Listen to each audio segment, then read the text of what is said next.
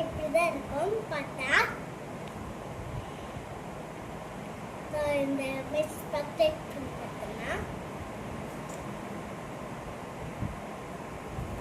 சூப்பராக இருக்கு.